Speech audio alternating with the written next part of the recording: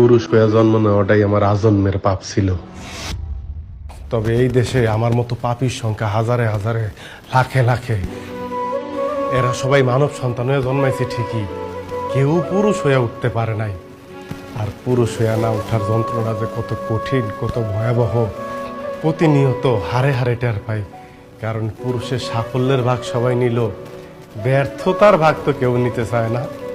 কারণ সবাই মনে করে পুরুষ জন্মগ্রহণ করছে পরিবারের অন্যান্য সদস্যদের চাহিদা মেটানোর জন্য।